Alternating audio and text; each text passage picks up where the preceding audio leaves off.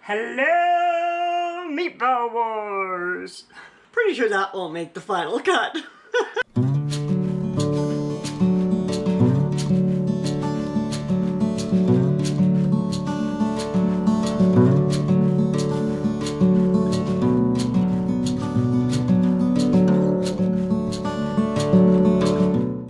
Hi, Lorrie here on Vancouver Island, and I am super glad that you are here. I am going to take part in the hashtag Meatloaf Wars contest, and not that, I mean, gosh, there's so many wonderful, wonderful meatloaf recipes on here, and not that I think for a second that mine has a chance of winning, but it is kind of unique because I do use a few ingredients that maybe other people do not use. Hashtag Meatloaf Wars was started by Lala Farms, the Lala Farms, and they have a whole collaboration going and a contest for the month of September 2020. And I will, of course, leave a link down below. Plus, I think I'm going to go and copy their description from the original video, and I'll stick that down there as well because that has links to everybody's meatloaf recipe. And I tell you what, there are some really, really good meatloaf recipes. Now, I don't know, I have a pretty good meatloaf slash hamburger recipe that I use. So I usually, when I do meatloaf, I go and I get, you know, like 5 pounds of fresh meat, usually just ground roast, ground hamburger, whatever.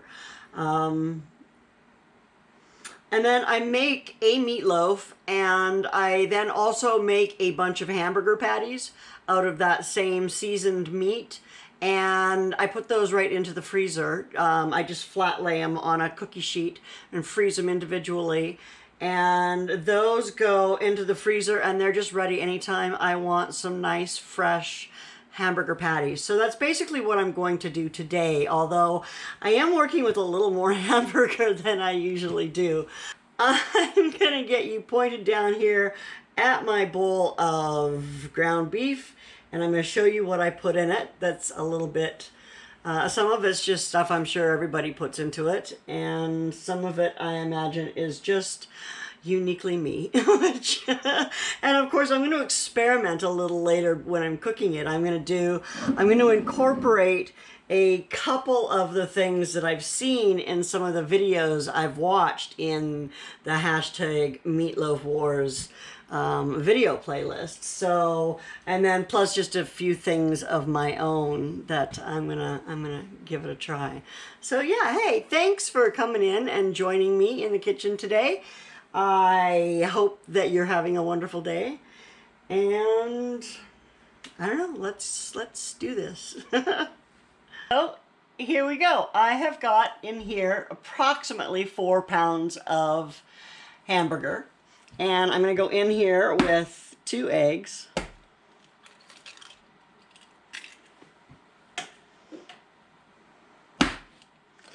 And I have a napkin down here because you know I'll make a mess with these, right? Anyway, I have my hands if nowhere else. And then, here's what we're going to do. Now, I don't measure, especially when I make meatloaf. One thing I do, one thing I do is a taste test before I actually cook it. So I always start my meatloaf with a basic recipe. So I start with my eggs. Usually I'm only doing 3 pounds in here. I don't generally do 4 pounds at a time, but that's the way it was packaged today. It suited more for this, and I didn't want to do 2 different batches of 2 pounds each because, you know. Anyway, and you can, as you can see, I'm using my KitchenAid mixer, and that is so I don't have to get my hands in there because it's cold, man. Hamburger meat is cold, and it hurts my tender little fingers. So, now I didn't always have the luxury of having a KitchenAid in the kitchen. For many, many years, I cooked digging my hands into that hamburger meat, but I don't have to do that. My husband, the first time I asked him for a kitchen appliance for, I don't know if it was for a birthday or for Christmas, he totally thought I was crazy. he was like, no, no, no, you can never give your wife food. And I'm like, hey, one of my hobbies is cooking, right? And so if you want to make me happy, then get me something that makes my cooking easier, right? Or more fun. So he's gotten over that phobia, and he's the one who gets me most of my kitchen gadgets. And Mom, she likes getting the kitchen gadgets too. So here we go. I'm going to throw in about a half or a third to a half a cup of ketchup. Oh, that's almost empty. I may need more of that. And then I'm going to put in about a quarter cup of barbecue sauce. And you just use whatever barbecue sauce you have. You don't have to use barbecue sauce. You can use whatever. And then I'm going to throw in some Worcester. I don't know, about a tablespoon, 1 or 2 tablespoons, however, depending on how tangy you like it. I'm also going to throw in a little bit of, oops, this has not been opened yet. I'm going to put, this is HP sauce. HP sauce is a steak sauce in Canada. I don't know if it's available other places or not. But anyway, it's a steak sauce. You can use whatever steak sauce you would like to use. I'm going to just put about a tablespoon in there. And then, let's see, we're going to go in with some garlic, about a tablespoon-ish, and some pepper. And I am going to throw a little bit of salt. And then we're going to get into the unusual ingredients that I use in my meatloaf. I like to use oatmeal. Don't ask me why. I think because one time I used it because it was the only thing I had on hand. I didn't have any crackers. I didn't have, well, I'm sure I had bread, but it was probably frozen. And so this is what I had to act as a binder. And I just like the way it turns out, my meatloaf and my hamburgers and stuff. So that is what I use. And then, okay, so this is just a little spice blend that I make up. And it's just a mixture of paprika and garlic and onion and oregano and thyme and some pepper, and I'm actually due to make some more because that was the last of it, so I'll do a quick video on that one of these days. I just like to have that on hand. It's a good combination of spices that I can use in a variety of ways. And again, here we go with some of the more unusual stuff. I am going to use some of these dehydrated onions in here, and I'm just going to crumble them up a little in my hand.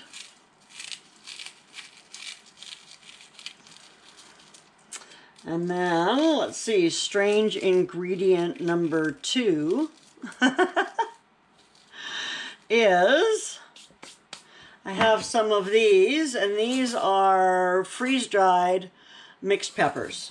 And I quite often, I'm actually going to be doing a video about our prep that we have.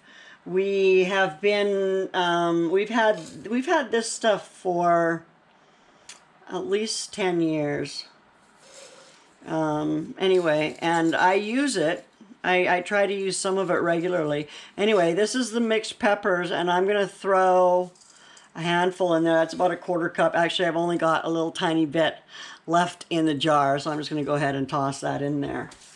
As I mentioned, I'm due to get some more.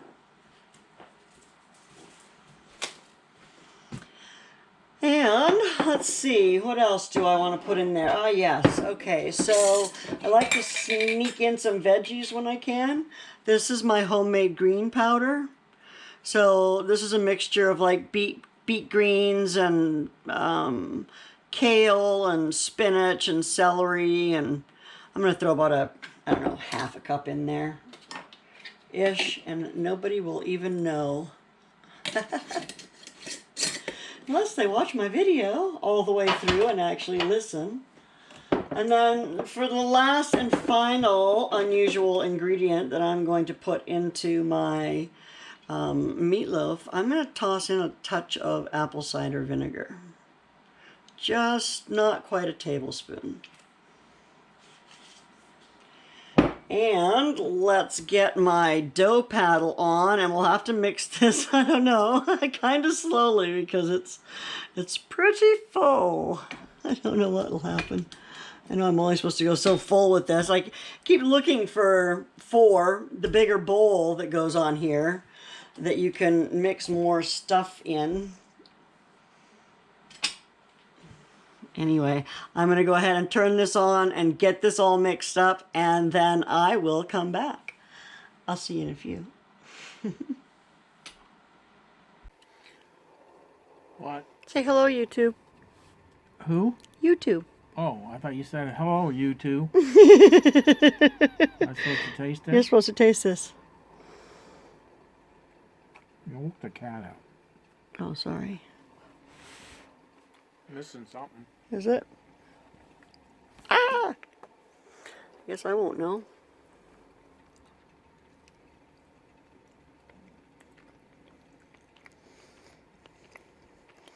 I think it just needs a little bit more. Here you can see the importance of doing a taste test before you put all this into cooking.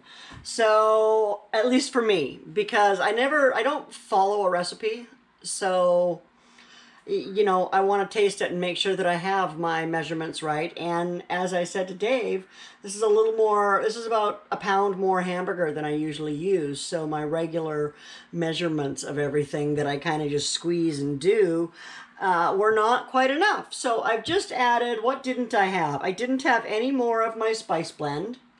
I did not add another egg. And I didn't add any more oatmeal or any more green powder. But I added a little bit more of everything else, I think. I might not have remembered the steak sauce. Nope. So we'll throw in a little bit of that. Okay, I'm going to mix this up and we're going to go to taste test number 2.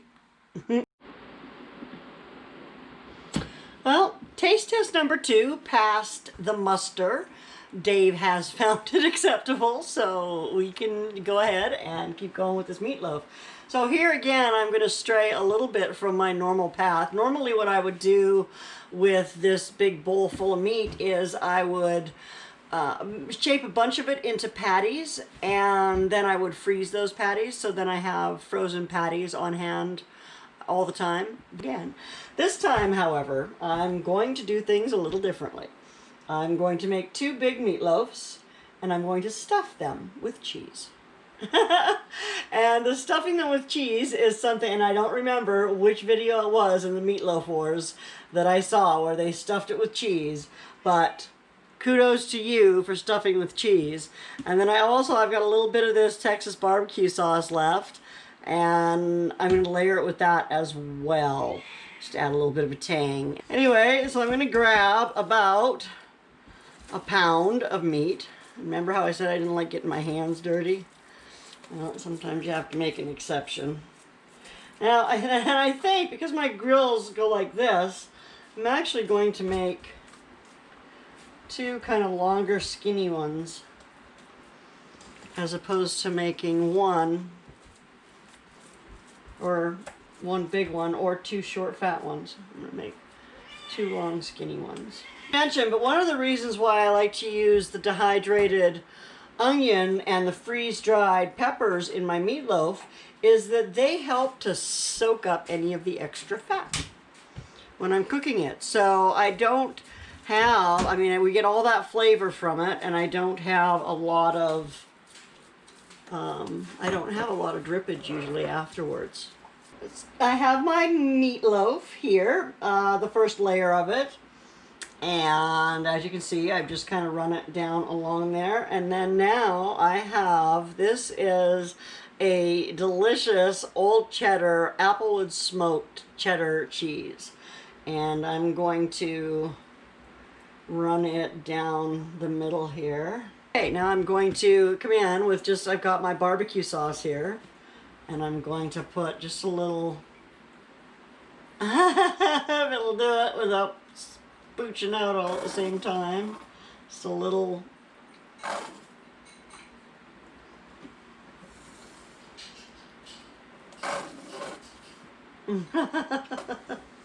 Just a little sploosh at a time. And now we're going to put some more hamburger back on top of this, and we're going to get it into the oven at 350 degrees. And here they are, my beautiful, beautiful giant meatloafs. They're about 2 pounds each. They're about the same size. So, and as you can see, I just kind of put the meat in over top and then kind of smooshed it together on the sides. And I'm going to put it in the oven just like this for about 35 minutes. And while that's going, we'll go ahead and make a sweet tomatoey glaze for the top, and then we'll put some cheese and that glaze on it. Oh my goodness, it's gonna be so delicious. Plus I need to think of what I'm going to serve with it, because you can't just have meatloaf, right? Or can you? No, I don't think so. This is just a super simple tomatoey glaze. I'm just gonna use up the last of that ketchup. So I'm going to use about 1/3 of a cup of ketchup-ish. And I'm going to throw in 3 tablespoons full of brown sugar. That's 1, 2, and 3. And then I'm going to throw in a tablespoon of this yellow mustard. And this is just going to be simple and sweet and flavor up the top of that meatloaf. Okay, I'm going to get this mixed together. We're just about at the 35-minute mark, so it's almost time to check our meatloaf.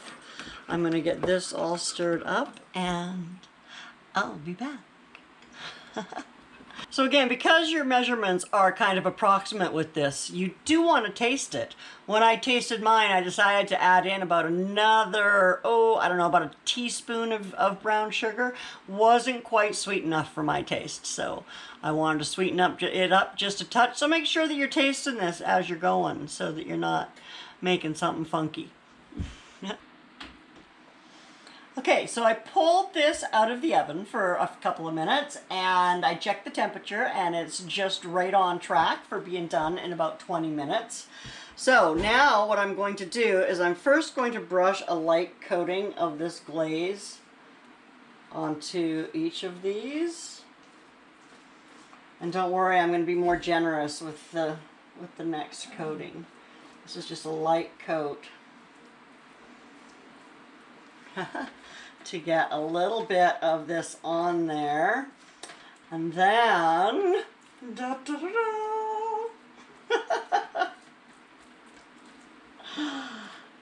and then we are going to add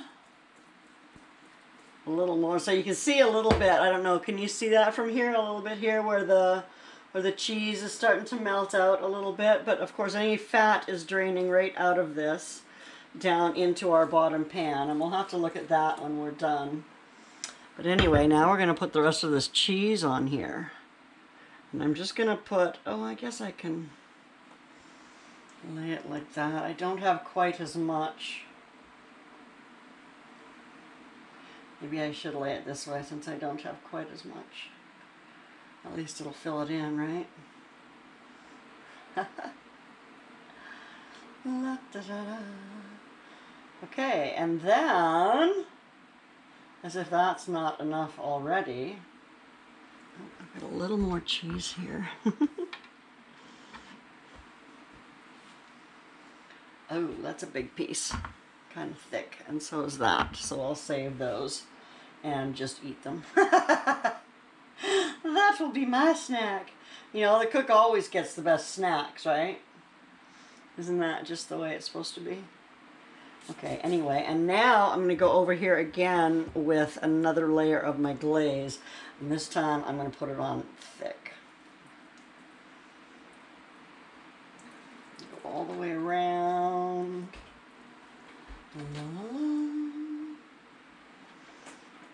Okay, and then this is going to go back into the oven. It's still at 350, but it's going to go back in the oven for about 20 minutes.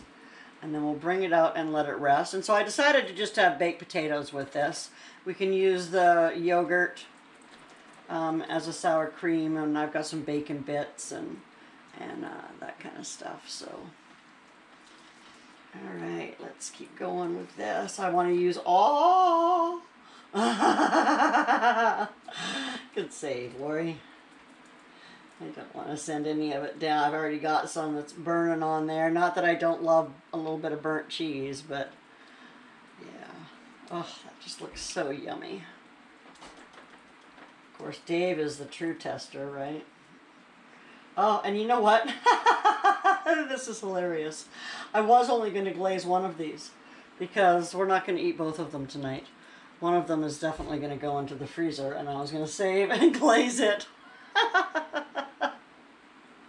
When I cooked it, or finished cooking it. Oh well, it can go in the freezer like that. I guess it's gonna have to. There you go. Okay, so I'm going to get this back into the oven, and we'll be back with the taste test, I guess. Well, I let it cook for about 20 minutes, and then I turned it off and I flipped it up to broil for just a couple of minutes. And now I'm going to reach in here and get this out and wait until you see this. Oh my goodness, I just put it under broil until the cheese bubbled. Can you see that? I'm going to bring you in for a close-up. So check out this beautiful, beautiful meatloaf. Now I'm going to let it sit here for 5 minutes or so to rest before I cut into one of these. Yeah, so we'll be back when we taste it. It looks and smells fabulous. And don't forget, kind of the best part about this meatloaf is all of the extra hidden nutrients with that extra green powder and the green peppers and that kind of good stuff that I threw in there. Yeah, so we have a healthy and mostly healthy and pretty tasty meatloaf here. Cut one of these in half and move it over to this, and we'll get a look at the inside of it. Pretty sure we won't eat a whole one of these. Alrighty.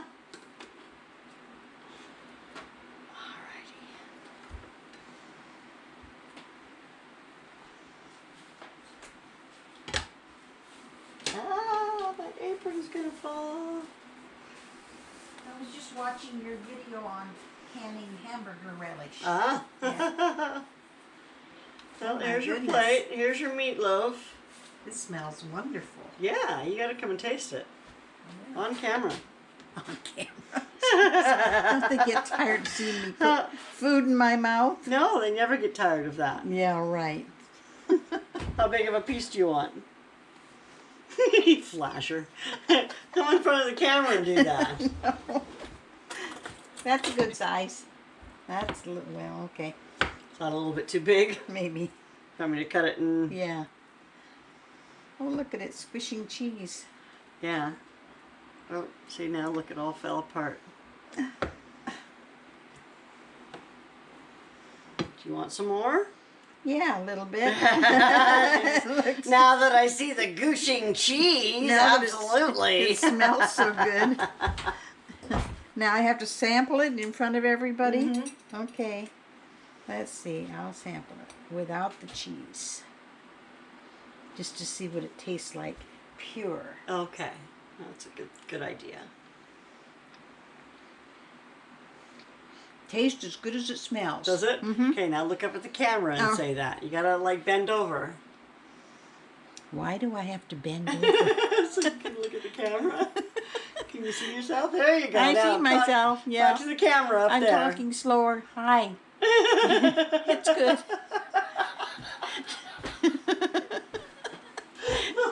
She makes this place smell good all day, every day, except when she's dehydrating onions.